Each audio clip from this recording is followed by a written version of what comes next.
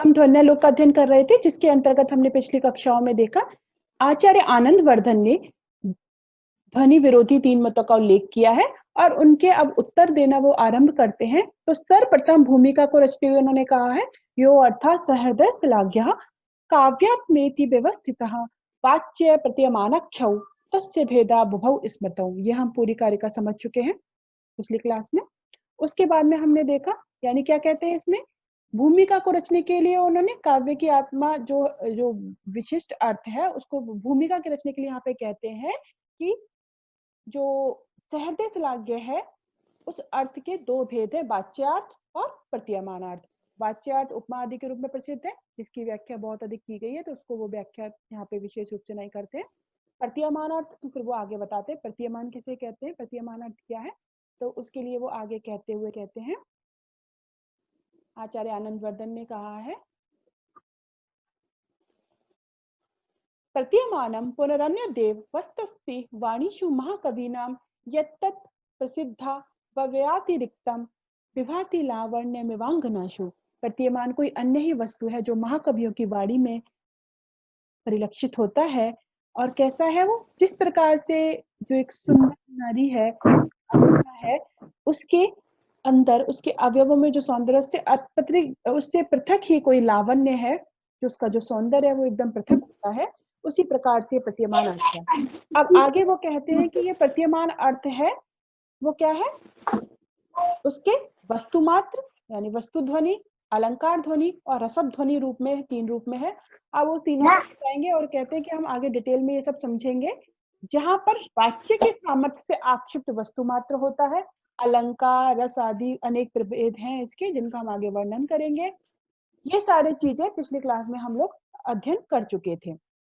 उसके आगे अब देखो, जब ये देख रहे थे कि वाच्य जो अर्थ है और प्रतीयमान अर्थ है, यानी उसमें क्या भेद है, तो कहीं कहीं पर वाच्य अर्थ विधि रूप होता है और व्यंग्य अर्थ यानी प्रतीयमान अर्थ निषेध रूप होता है, प्रतिषेध रूप होता है। तो इस प्रकार से दोनों में विभेद है। शिवानी माइक बेटा म्यूट करो। तो अब देखो, कदाचित वाच्य विधि रूपे व्यंग्य प्रतिषेध रूपो निषेध रूप होता है। उदाहरण देखते हैं, एक एक उदाहरण से आपको स्पष्ट होता जाएगा।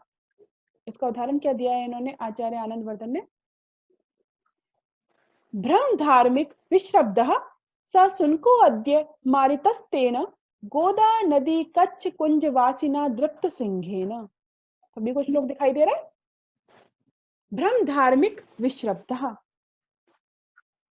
पहले एक श्लोक का एक छोटा सा अर्थ देख लो, फिर पूरी कथा वस्तु बताती हूँ इसमें क्या है, और फिर कैसे इसमें हमें हमारा जो वाच्य है वो विधि रूप है और व्यंग्य जो है वो निषेध रूप है। भ्रम धार्मिक, हे धार्मिक तुम क्या करो, भ्रम माने भ्रमण करो, कहां पर, और विश्रब्दा माने निश्चिंत होकर, बिना कोई चिंता के तुम निश्चिंत होकर भ्रमण करो। क्यों, क्योंकि गोदा नदी कच्छ कुंज वासिना, गोदावरी नदी के किनारे कुंजों में रहने वाले एक द्रप्त सिंहेन यानी भयंकर सिंह ने, मदवस्त सिंह ने आज क्या किया है, अद्य माने आज, सुनका माने उस कुत्ते को, मारिता माने मार दिया है। उस सिंह के द्वारा वह जो कुत्ता है वो मार दिया गया है। तो ये कैसा वाच्यार्थ क्या है इसका, विधि रूप है, तुम आराम से निश्चिंत होकर के विचरण करो। जब हम इसमें क्या कह रहे हैं, यानी इसमें सीधा कहा जा रहा है, इसमें हाँ यानी विधि की बात है, तो तुम आराम से विचरण करो, विधि, इसमें निषेध की बात नहीं है कि तुम मत घूमो। तो नायिका कह रही है, कुंचली नायिका है, कि तुम आराम से विचरण करो, उस जो वहां पे जो कुत्ता था ना उसको सिंह ने मार दिया। अब कथा वस्तु क्या है इसके इसके हम इसमें देखिए क्या प्रकरण है, क्या प्रकरण है इसके संदर्भ में। एक पुंशली नायिका है, एक नायिका है, वो गोदावरी नदी के किनारे जो कुंज है वहां पर वो मिलने जाती है किसी से, उसका संकेत स्थान है मिलने का। अब लेकिन वो स्थान इतना सुंदर है कि उस स्थान की सुंदरता के कारण क्या है, उस स्थान की सुंदरता के कारण एक जो धार्मिक पुरुष है वो भी क्या करता है, वहां पर संध्या वंदन के लिए चला जाता है, वो भी पूजा उपासना करने के लिए चला जाता है। स्थान अत्यंत सुंदर है उस कारण से। उसके बाद में क्या करता है, वो वहां चला जाता है और फिर वहां पे वो फूल पत्ती आदि भी तोड़ता है, इस तरीके से है। तो मतलब वो उस चक्कर में क्या हो रहा है, जो नायिका है जिसका वो संकेत स्थान है, जो वहां पे मिलने जाती है किसी से, उसको व्यवधान हो रहा है जब कोई आता है तो। अब वो जा रहा है बार बार, अब वो उससे मना तो कर नहीं सकती है कि तुम यहाँ पे मत जाओ, तो वो क्या कह रही है उससे। और एक बात और है कि वो जो आता है ना धार्मिक पुरुष, धार्मिक यानी धर्माचरण में लगा हुआ रथ जो व्यक्ति है वो आता है, उसको वहां पे कुत्ता उसे परेशान करता है, उस कुत्ते से वो बड़ा डरता है, कुत्ता उसको रास्ते में परेशान करता है, उस कुत्ते से डरता है। तो वो क्या कह रही है उससे, पूरी कथा समझ में आ गई पीछे क्या है। एक नायिका है जिसका संकेत स्थान है गोदावरी नदी के किनारे, तो वो वहां पे किसी संकेत स्थान यानी किसी से मिलने जाती है, जब वहां पे उसका मिलन का स्थल है। और वहीं पे क्या होता है, आसपास एक उसके सुंदर है स्थान, बहुत अधिक किनारे नदी है, सुंदर सुंदर कुंज है, हरियाली है। तो एक वो संध्या वंदन करने के लिए जाता है धार्मिक पुरुष, तो उससे क्या हो रहा है, उस नायिका को व्यवधान हो रहा है मिलने में। तो वो क्या कर रही है, और उसको एक कुत्ता परेशान करता है, किसको, उस पुरुष को। तो उससे कह रही है कि अरे अब तुम आराम से विचरण करो, तुम निश्चिंत होकर विचरण करो, भ्रम धार्मिक विश्रब्ध। क्यों, गोदा नदी कच्छ कुंज वासिना, गोदावरी नदी के कुंजों में रहने वाले एक द्रप्त सिंघेन, एक सिंह ने क्या करा है, कुत्ते को जो था उसको मार दिया है। तो यहाँ पे जो वाच्य अर्थ है वो विधि रूप है, लेकिन इसका जो व्यंग्य है, जो प्रतीयमान अर्थ है वो निषेध है। मतलब वो कहना क्या चाह रही है कि अब वहां पे बिल्कुल मत जाना, वो उसको मना ही करना चाहती थी, लेकिन वो उसे डायरेक्ट नहीं कह सकती, उसे अब व्यंग्य अर्थ निकल रहा है कि वहां पे मत जाना। क्यों, अरे जो व्यक्ति, एक धार्मिक पुरुष, जो व्यक्ति एक कुत्ते से डरता था, उससे कह दिया कि वहां पे रहने वाले एक सिंह ने, और वो सिंह भी कैसा है, द्रप्त मदमस्त सिंह है भाई। अब अपनी देख लो, खैर जो जो उसने कुत्ते को मार दिया है, यानी कुत्ता तो अब नहीं रहा, लेकिन वहां पे एक सिंह है, सिंह रहता है। तो तुम अब सतर्क हो जाओ, तुम्हें अब जाना चाहिए नहीं चाहिए, तो वो खुद ही सोच लो कि वहां पे रहने वाले, और वासिना माने वहां पे रहता, ऐसा नहीं कि कभी आया कभी चला गया। तो वहां पे रहने वाले एक द्रप्त सिंह ने, मदमस्त सिंह ने, भयंकर सिंह ने उस कुत्ते को मार दिया है। तो अब वहां पे विचरण करने भूल कर भी मत जाना, वहां पे मत जाना अब तुम। तो यहाँ पे जो व्यंग्य अर्थ है वो निषेध रूप है, यानी तुम घूमने वहां पे मत जाना अब, यह निषेध रूप अर्थ निकलता है। लेकिन वाच्य अर्थ विधि रूप है, आराम से विचरण करो। तो कहीं पर वाच्य विधि रूप होता है और व्यंग्य निषेध रूप हो जाता है। यह वाच्य में और प्रतीयमान अर्थ में विभेद है, पहली बात इन्होंने ये कही है। तो ये बता रहे हैं यहाँ पे, इससे आचार्य आनंद बर्धन का जब यहाँ पे चल रहा है प्रकरण कि वाच्य और प्रतीयमान अर्थ दोनों भिन्न भिन्न है, दोनों में भिन्नता होती है। तो कैसे भिन्नता हो सकती है, अरे कहीं तो वाच्य अर्थ विधि रूप होता है और व्यंग्य निषेध रूप होता है, जो हमने उदाहरण देखा। अब एक अगला उदाहरण देखते हैं जिसमें क्या है, वाच्य निषेध रूप है, यानी मना कर रहे हैं, वाच्य में तो नहीं का अर्थ आ रहा है, लेकिन व्यंग्य जो है वो विधि रूप है। देखो, अब देखते हैं हम आगे, उसका उदाहरण देखो क्या है। श्मश्रुरत्र निमज्जति अत्राहम दिवस के प्रलोकया मां पथिक रात्र्यांधक सय्यायाम मम निर्मक्षसी। क्या कह रही है, पहले इसका एक अर्थ देख लो ताकि तुम्हें पहले अर्थ समझ में आ जाए। पूरी जब मैं कथा समझा दूंगी तो क्या व्यंग्य तो तुम्हें स्पष्ट समझ में आने लगेगा कि क्या कहना चाह रहा है। अर्थ देखो इसका, श्मश्रुरत्र निमज्जति, अत्र माने यहाँ पर, श्मश्रु माने मेरी सास, निमज्जति माने सोती है गहरी नींद में।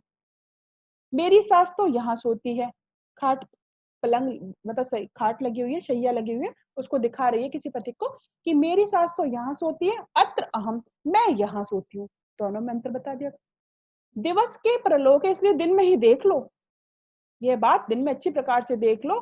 माँ पथिक, हे पथिक, माँ माने नहीं, रात्रांधक रात्रि में अंधे यानी रतौंधी से पीड़ित, हे पथिक तुम क्या करना, मम सय्यायाम निर्मक्षसी, तुम कहीं क्या क्या हो, तुम कहीं गलती से मेरी सैया पर, माँ माने मत गिर जाना, कहीं तुम मेरी सैया पे मत आ जाना। तो मना कर रही है, तुम अच्छी प्रकार दिन में देख लो। तो निषेध है, वाच्यार्थ यहाँ पे निषेध रूप है। मेरी सास यहाँ सोती है, मैं यहाँ सोती हूँ, इसलिए तुम दिन में भली प्रकार से देख लो। हे रात्रि के अंधे, रतौंधी से पीड़ित, तुम कहीं गलती से भी मेरी सैया पर मत गिर जाना। अब क्या है यहाँ पे, एक नायिका है, उसका पति परदेश गया हुआ है, उसके घर में कोई अतिथि आता है, अब अतिथि उस पे आकर्षित है और जो नायिका है वो भी उससे मिलना चाहती है, वो भी आकर्षित है जो महिला है, लेकिन सास है उसके घर में, तो उसको विघ्न हो रहा है। तो वो क्या कह रही है उससे, उसे दिन में दिखा रही है, देख लो ये पलंग यहाँ पे जो है मेरी सास सोती है और यहाँ पे मैं सोती हूँ, दिन में ढंग से देख लो। यानी तो क्या कह रही है, और कह भी कह रही है निमज्जती, मेरी सास यहाँ पे निमज्जती माने ऐसी गहरी नींद में डूब जाती फिर उसे कुछ नहीं पता रहता। ठीक है, तो वो कह रही है कि मेरी तो यहाँ पे मेरी सास सोती है, यहाँ पे मैं सोती हूँ, तुम दिन में भली प्रकार से देख लो, तुम कहीं ऐसा ना हो कि गलती से मेरी सैया पे आके गिर जाना। और लेकिन वो कहना क्या चाह रही है, व्यंग्य क्या है, प्रतीयमान क्या है, यानी कि ढंग से देख लो, मेरी ही सैया पर आना, गलती से वहां मत चले जाना। तो व्यंग्य यहाँ पर विधि रूप है, मना कर रही है मेरी सैया पर मत आना ना, लेकिन यहाँ पे जो व्यंग्य है कि मेरी ही सैया पर आना, ये यहाँ पर विधि रूप है। तो वाच्य अर्थ यहाँ पर निषेध रूप है, लेकिन व्यंग्य प्रतीयमान अर्थ विधि रूप है, जिससे ऊपर वाले उदाहरण में वाच्य विधि रूप था लेकिन प्रतीयमान निषेध रूप था, यहाँ पे उसका उल्टा है। समझ में आ गया सभी को? मेरी सास यहाँ सोती है, तुम यहाँ, मैं यहाँ सोती हूँ, तुम दिन में ही देख लो, कहीं रात्रि में मत आ जाना। जबकि व्यंग्य अर्थ है कि मेरी ही सैया पर आना, तो ये चीज यहाँ पे विधि रूप है, ये चीज यहाँ पे इन्होंने स्पष्ट किया। ठीक है, ये बात यहाँ पे गई कि वाच्य कहीं पर विधि रूप होता है, कहीं पर फिर प्रतीयमान अर्थ प्रतिषेध रूप होता है, निषेध रूप होता है, और यहाँ पर क्या है, वाच्य अर्थ प्रतिषेध रूप है और व्यंग्य अर्थ प्रतीयमान जो अर्थ है वो विधि रूप है। तो दोनों में अंतर समझ में आ रहा है कि कहीं पे वाच्य अर्थ और प्रतिमान अर्थ में क्या विभेद है। धीरे धीरे यही सब चीजें इनको स्पष्ट कर रहे हैं कि दोनों में अंतर होता है, तो हम दोनों को एक नहीं कह सकते, ये चीज है। यही इन्होंने यहाँ पे स्पष्ट किया है कि अपनी सास को, उस पथिक को बता रही है कि अपनी तथा अपनी सास की सैया का पहचान करा देती है, और निमज्जते पद के द्वारा भी यह सूचित कर रही है कि वृद्धा है सास, बूढ़ी है और गहरी नींद में चली जाती है, तो मिलन का समय क्या है, रात्रि काल है, और रात्रि में ही तुम मुझसे मिलना। ठीक है, और यहाँ पर आना ये उसे कह रही है, तो यहाँ पे विधि रूप है। अगला देखते हैं, क्वचित वाच्य विधि रूपे अनुभय रूपो यथा। कहीं पर वाच्य क्या होता है, विधि रूप होता है, यानी वाच्य में तो हाँ होती है, विधि होती है, लेकिन जो प्रतीयमान अर्थ होता है वो अनुभय, माने कि ना तो विधि रूप होता है और ना ही निषेध रूप होता है, दोनों ही नहीं होता। उदाहरण देखो, ब्रज ममेवेकस्याः भवतु निश्वास रोदितव्यानि मा तवापि तया बिना दाक्षिण्यस्य हतस्य जनिष्यतः। क्या कह रही है यहाँ पे, यहाँ पे क्या है बेटा, एक नायिका है, उसका जो जो जिससे प्रेम करती है वो किसी और से प्रेम करता है, लेकिन वो अपनी वो तो दोनों से प्रेम कर रहा है, वो उससे भी, उसके प्रति भी कठोर नहीं, उसके पास भी आ रहा है, तो वो क्या कह रही है उससे, अब उसे गुस्सा आ रही है बहुत, उससे कह रही है कि ब्रज तुम चले जाओ, ब्रज मम एव एकस्याः, मुझ अकेली के लिए ही, मैं क्या करूं, मैं अकेली ही क्या करूं, निश्वास यानी निश्वासों को, और रोदितव्यानि माने रुदनों को, मैं अकेली ही गहरी गहरी सांस चलूं, मैं अकेली ही रोदन करूं, अकेली ही सब कुछ भोगूं, तो तुम यहाँ से चले जाओ, मैं अकेली ही निश्वासों को और रोदनों को भोगूं। दाक्षिण्यस्य, दाक्षिण्य हतस्य जनित जनिष्यतः, दाक्षिण्य माने तुम दक्षिण, यानी तुम दया के चक्कर में, दाक्षिण्य के चक्कर में पड़े हुए कहीं, तवापि तया बिना, उसके बिना कहीं, तब माने तुम्हें भी वो सब चीजें ना भोगनी पड़े, तुम क्या करो, दया दाक्षिण्य के चक्कर में पड़े रहो, और कहीं ऐसा ना हो कि तुम्हें भी उसका विरह को भोगना पड़े, वो इससे कह रही है। तो एक नायिका की यह उक्ति है, वो उसका प्रेमी किसी दूसरी तरुणी से प्रेम करता है, वो उसके लिए मिलने के लिए जाता रहता है, परंतु वह अपनी पहली वाली प्रेमिका के प्रति भी क्या है, कठोर नहीं है, उससे भी मिलना चाहता है, उससे भी प्रेम कर रहा है, उसको भी प्रदर्शित कर रहा है, तो वो क्या कह रही है, और उसने उसको देख लिया कि वो उससे मिल के आया, तब वो उससे कह रही है कि तुम वहीं चले जाओ, मेरे भाग्य में ही है ये रोना, ये सारी गहरी गहरी सांसें लेना, मैं सब भोग लूंगी, कहीं ऐसा ना हो कि मेरे चक्कर में पड़ के तुमको भी सब ये भोगना पड़े। तो यहाँ पर ब्रज माने चले जाओ, विधि रूप है, मना नहीं कर रही है मत जाओ, ब्रज माने चले जाओ, तो यहाँ पे वाच्य विधि रूप है, किंतु जो प्रतीयमान अर्थ है, जो नायिका है वो अत्यंत ही क्रोधित है, उसमें प्रगाढ़ मन्यु, यहाँ पे उसका क्रोध प्रतीत हो रहा है, और वो ना तो ये कह रही है कि तुम चले जाओ, उसका प्रतिमान अर्थ में ये आ रहा है, ना तो वो ये कहना चाहती है और ना ही वो उसे रोकना चाहती है। तो दोनों ही चीजों, दोनों ही अर्थ में आ रहा है, जो ना तो ये कह रही है कि ना तो जाने के अभाव रूप निषेध को कह रही है और ना ही जाने रूप विधि को प्रदर्शित कर रहा है। यानी ना तो वो ये कह रही है कि तुम चले ही जाओ और ना ही इसमें ये पता चल पा रहा है कि तुम मत जाओ। तो दोनों ही है, यहाँ पर विधि भी है और निषेध भी है। तो प्रतीयमान अर्थ चूंकि उसको अत्यंत क्रोध है जबकि वो कह रही है, तो ऐसा नहीं है तो कि ना तो जाने के अभाव रूप निषेध को सूचित कर रहा है और ना ही जाने रूप विधि को सूचित कर रहा है, तो यह अनुभय रूप है। तो कहीं पर वाच्य, आज से हमने 3 उदाहरण देखे। कहीं पर वाच्य कैसा होता है, विधि रूप होता है, प्रतीयमान अर्थ निषेध रूप होता है। कहीं पर वाच्य निषेध रूप होता है, प्रतीयमान विधि रूप होता है। कहीं पर वाच्य विधि रूप होता है लेकिन प्रतीयमान ना तो विधि रूप है ना ही निषेध रूप है। इसके बाद में अगला उदाहरण हम देखेंगे, यहाँ पर वाच्य क्या है, निषेध रूप है, प्रतिषेध रूप है, यानी वाच्य कैसा है, मना किया गया है, लेकिन जो उसमें प्रतीयमान अर्थ है उसमें भी दोनों है, ना तो वो कहना चाह रही है ना ही उसे रोकना चाह रही है, दोनों ही स्थिति है, यानी ना तो विधि है और ना ही प्रतिषेध है, वहां पर दोनों ही ऐसी स्थिति है। इसका उदाहरण अगला भी देख लेते हैं। प्रार्थये तावत प्रसीद निर्वर्त मुख शरीर ज्योत्स्ना विलुप्त तमो निवहे अभिसारिकाणाम विघ्नम करोष्यन्यासाम अपि हताशे। क्या कह रही है यहाँ पे, प्रार्थीय तावत, मैं प्रार्थना करता हूं तुमसे, क्या करो, तुम क्या हो, प्रसीद माने प्रसन्न हो जाओ, और क्या हो, निवर्तस्व माने लौट जाओ। मैं तुमसे प्रार्थना करता हूं तुम प्रसन्न हो जाओ और लौट जाओ।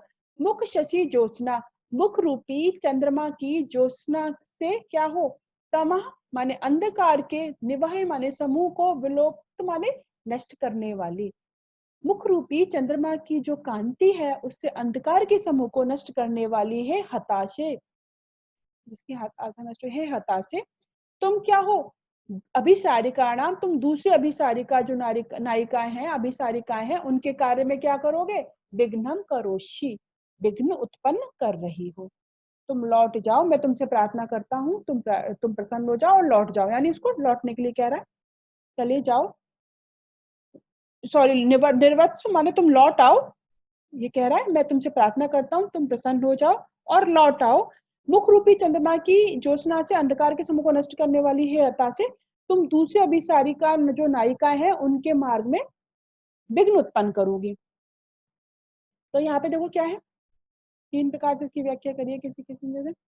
नायिका अपने प्रेमी के घर आई है, परंतु नायक के गोत्र स्खलन आदि किसी अपराध से नाराज होकर वे लौटने के लिए उद्यत हुई। तब नायक उसके मुख की प्रशंसा करते हुए उसे कह रहा है कि लौटने के लिए कह रहा है, तुम आ जाओ, तुम्हारा मुख चंद्रमा ऐसा है, चंद्रमा के समान आलोकित हो रहा है, इससे तुम न केवल अपने सुख में ही विघ्न डाल रही हो, अभी तो अन्य अभिसारिकाओं के भी सुख में विघ्न डाल रही हो। तो यहाँ नायक जो है वो चाटु विशेष यहाँ पे व्यंग्य है, और क्या कह रहा है, वाच्य अर्थ मत जाओ, तुम मत जाओ, निर्वत्स माने लौट आओ, वाच्य अर्थ निषेध रूप है, किंतु जो प्रतीयमान अर्थ है, जो उसमें व्यंग्य अर्थ है, वो तो ना तो उसे लौटाना ही चाह रहा है ना उसे रोक रहा है, यानी ना तो निषेध रूप है और ना ही विधि रूप है। दूसरी व्याख्या इस तरीके से की जाती है इसकी कि यह उक्ति नायिका की सखी की है, सखी ने उससे कही है, नायिका क्या कर रही है, अभिसार के लिए जाना चाहती है, सखी उसे समझाती है, परंतु सखी द्वारा समझाने पर जब नायिका जाने को उद्यत होती है तो वो उससे कहती है कि तुम अपने मुख रूपी चंद्रमा की ज्योत्सना से अंधकार का विनाश करके न केवल अपने ही सुख में विघ्न डाल रही हो, अपितु अन्य अभिसारिका नायिकाओं के भी कार्य में विघ्न डाल रही हो। इस प्रकार यह सखी का नायिका के प्रति, यहाँ पे एक सखी का अपनी सखी है नायिका उसके प्रति चाटु विशेष माने उसकी प्रशंसा कर रही है, उसकी चाटुकारिता कर रही है, और क्या कहना चाह रही है, मत जाओ। यह वाच्य अर्थ है, वो निषेध रूप है, किंतु व्यंग्य अर्थ ना तो निषेध रूप है और ना ही विधि रूप है। ठीक है, तो इस प्रकार से यहाँ पर वाच्य अर्थ निषेध रूप है, किंतु प्रतीयमान अर्थ ना तो विधि रूप है और ना ही निषेध रूप है।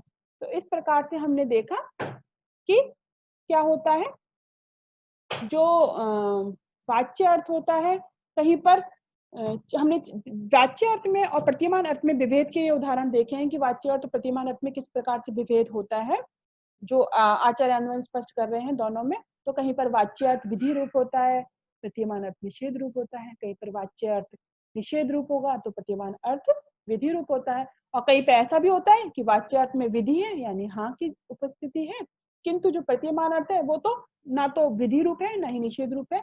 और कहीं पर वाच्य अर्थ निषेध रूप है किंतु प्रतीयमान अर्थ ना तो विधि रूप है ना निषेध रूप है। तो वाच्य और प्रतीयमान अर्थ में दोनों में विभेद समझ में आ रहा होगा सभी को, ठीक है। तो यहाँ पे अभी तक इन्होंने बताई है।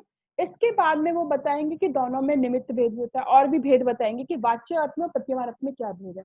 तो जो पहले हमें देखते आ रहे हैं कि भाई वाच्य और प्रतीयमान अर्थ की आपने जो बात कही है, तो काव्य की आत्मा के लिए जो सहृदय श्लाघ्य दो अर्थ कहे, तो वो कहते हैं कि दोनों में भिन्नता है और वो भूमिका रचने के लिए ही बता रहे हैं। ये मैंने पहले भी स्पष्ट किया है।